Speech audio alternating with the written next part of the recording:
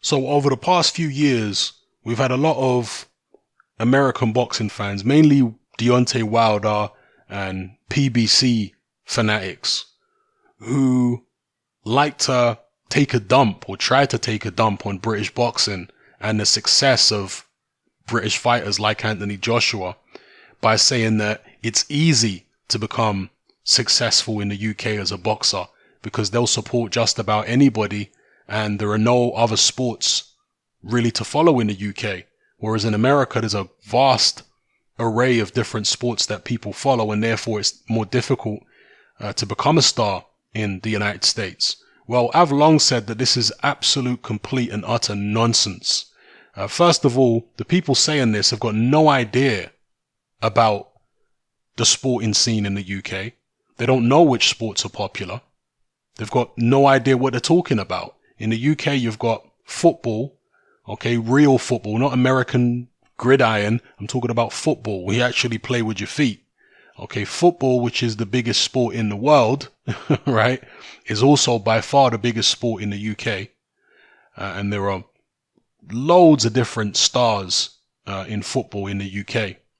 Then, of course, you've got boxing, which is big now, but it never used to be big.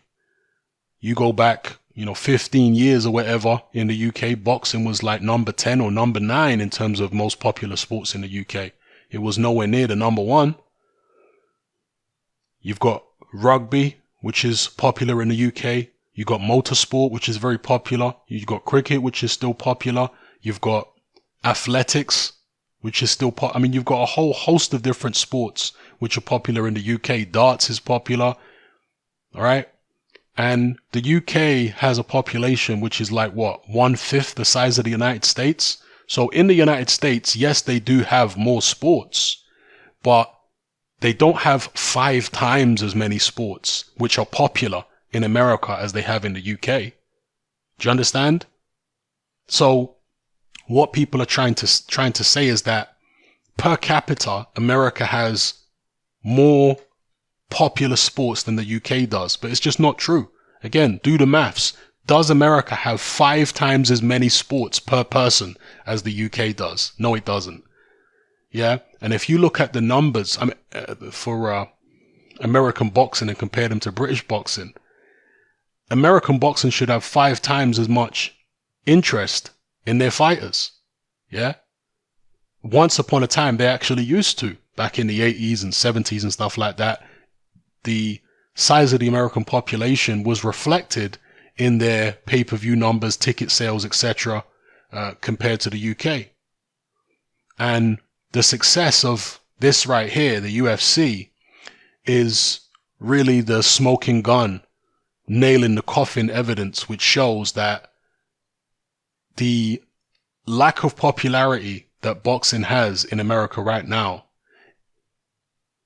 isn't just to do with the number of sports that people have, available to them. There are a lot of sports in America, the college football and basketball and all that kind of stuff.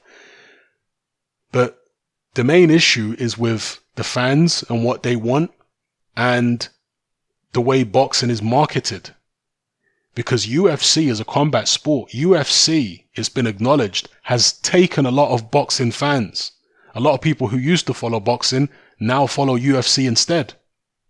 So it's a very similar fan base, the UFC fans and the boxing fans.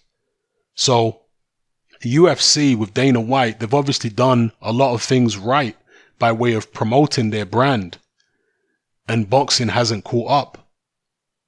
Yeah, this is what's going on. So rather than blaming it on, there's too many sports. No, if there were too many sports, how could UFC, MMA, which is a newer sport, certainly a newer brand than boxing, how could they come along and manage to take all, so many fans and become such a popular sport? How could that happen if there wasn't any space? Because again, people are acting like there's not enough space for boxing to be popular in America because it's too overcrowded with other sports. Well, take a look at UFC. Plenty of space for UFC. They ain't having no problems. So you can't use that excuse. It's a load of rubbish. And as far as it being easy to succeed in the UK when it comes to being a boxer and being popular, well, no, it's not that easy because, as I said, prior to Eddie Hearn coming on the scene, boxing in the UK was in the dark ages. There was hardly any big shows going on. Frank Warren was at the top, and what the hell was happening? There was really nothing happening much. When Eddie Hearn first came on the scene, he was having to scrape by putting on prize fighter tournaments, which involved like low-level prospects and journeymen and washed-up old pros. And they were taking part in these one-night tournaments where they have a bunch of three-round fights. It was all very low-budget, cheap and cheerful when Eddie Hearn first came on the scene. Yeah, it wasn't easy at all to start putting on big events and what have you. It took a long time to build up to that point. Frank Warren couldn't manage it. Yeah, since the 90s, really, up until when Eddie Hearn came on the scene, you're talking about, a period of well over 10 years. During that whole period, boxing in the UK was not in great shape for the most part. It wasn't in great shape. I mean, Lennox Lewis retired in the early 2000s. Obviously, you had Ricky Hatton come along. And there was some... There was some buzz around Ricky Hatton, but of course Ricky Hatton fought a lot in the United States, and if you're talking about right now, the situation in the UK now, if it's so easy to make big stars in the UK and to just, because a lot of these American fans carry on like Anthony Joshua is a fraud. Well, if Anthony Joshua is a fraud and it's just easy to get any heavyweight and market them and make them big in the UK, well, how come Daniel Dubois is not as big as AJ right now? Daniel Dubois is virtually unknown in the UK. Daniel Dubois is the British champion. When Anthony Joshua fought for the British title, it was on pay-per-view. Daniel Dubois ain't fighting on no pay-per-views. Nobody knows him. Because it's not just so easy to build somebody up like the way AJ was built up in the UK. No, it's not that easy. You have to know what the hell you're doing. You have to have the right fighter in the right circumstances, and you have to be a promoter that knows your audience. Yeah, you have to be able to not only promote your fighter, but promote yourself and promote your brand. I mean, if it's so easy to put on shows in the UK and be successful, why isn't Al Heyman doing it? He came to the UK, he put on one show, which was Eubank Jr. versus DeGale. And since then, he hasn't done anything. And that show flopped, by the way, in terms of pay-per-view. So if it's so easy to do really good pay-per-view numbers, how come Al Heyman couldn't manage it with Eubank Jr. versus DeGale? Eubank Jr. is well known in the UK. DeGale's well known. But yet they did terrible numbers on pay-per-view, and Al Heyman hasn't done a show since. So stop acting like it's just easy to do good numbers on pay-per-view in the UK and anybody can do it with just about any fighter. Load of nonsense. You have to know what you're doing. You have to have talent. You have to have the right fighters. You have to make the right fights. Yeah, that's the reality of it. All these people acting like it's so easy to be successful in the UK. Most of them don't know nothing about the UK. They certainly don't know anything about British boxing. All they've known about British boxing is since Eddie Hearn and Anthony Joshua have come on the scene and really invaded the United States, because prior to that, these people didn't know anything about British boxing. The vast majority of them. One or two of them do, but of course they've got an agenda. And because they've got an agenda, they can't be honest and they can't be objective. But the vast majority of them, they know sod all about British boxing. But yet they talk about it as if they're experts. Nonsense. Somebody like me, I know far more about American boxing, not only than most American fans know about British boxing, but I know far more about American boxing than most American fans today. Certainly most of the PBC, most of the PBC Wilder fans, I know far more about boxing than they do. I'm more about American boxing than they do. Why? Because I grew up in American boxing. Through the 80s, 90s, and 2000s, I was watching boxing day in, day out. I saw these people fight live, on television. Mike Tyson and Roy Jones Jr., James Toney, Thomas Hearns, all these kind of people. I saw these guys all fight live at the time. I was an absolute boxing fanatic nutcase who consumed every bit of boxing media I could get my hands on. Every magazine, every article, every every bit of boxing on television. I was taping it on VHS. I had boxes and boxes full of VHS tapes. I was upsetting family members by, getting VHS tapes and taping over stuff they'd recorded with boxing. I was absolutely obsessed with boxing, in the 80s and particularly through the 90s. So I'm somebody who I know a hell of a lot about. I mean, I'm not saying I'm the ultimate authority on boxing through those particular time periods, but I know a hell of a lot more than most, Of course, there are people who know more than me, older people who were boxing connoisseurs as well. But they're certainly not the majority of boxing fans. They're a minority.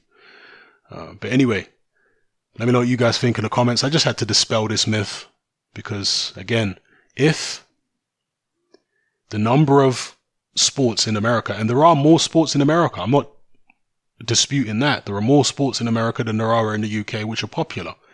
But the UK has a much smaller population. Do you understand? So it should balance out.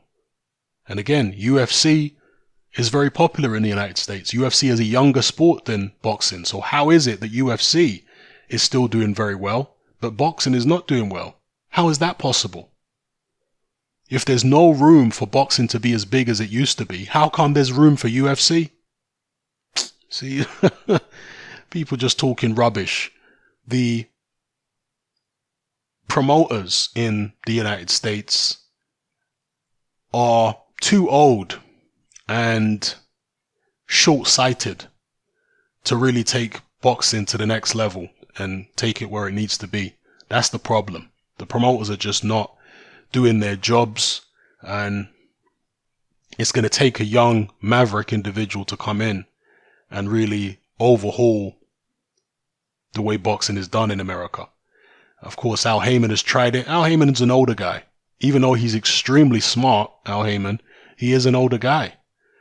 Eddie Hearn is trying it, but he's a foreigner. So he's meeting a lot of resistance because of the fact that he's foreign. Ideally, they need a young American promoter who has the kind of charisma of an Eddie Hearn and the vision and etc. Someone like that to come in and take boxing back to where it needs to be in the United States. Because as I say, growing up in the 80s and 90s, American boxing was lit, as they say today, was popping. People would turn up and show out for local talent. I mean, you do see it occasionally in America, like with Demetrius Andrade when he fought at the Dunkin' Donuts Center recently. That was great. You got a great atmosphere and a great reception. And Terence Crawford obviously gets a lot of support in Omaha, Nebraska, but they're exceptions to the rule. Generally, in America, people don't support local talent. They used to. Back in the days, people would support their local fighters in America. They didn't have to be world champions or anything like that. Just local fighters who, were favorites of their hometowns. They get a load of support. So anyway, let me know what you guys think in the comment section below. It's happening, I'm out. Join me on Patreon. I upload a minimum of 2 podcasts every single week, covering a wide variety of controversial topics, as well as live stream Q&A sessions. Take a look on screen right now at some of the podcasts I've produced so far. For just $3 a month, the equivalent of about £2 a month, you get access to all my new podcasts and my entire back catalogue of past podcasts, including my popular Confessions of a Nightclub Bouncer series. You can listen on your computer or on your smartphone or tablet by downloading the Patreon app from the Google Play Store or the App Store for free. The Patreon app also allows you to download each podcast in MP3. For less than the price of a cup of coffee, you get access to dozens of hours of exclusive content. It's easy to sign up, there's no contract, and you can cancel at any time. So come and join our community of free and critical thinkers by signing up with me here on Patreon today.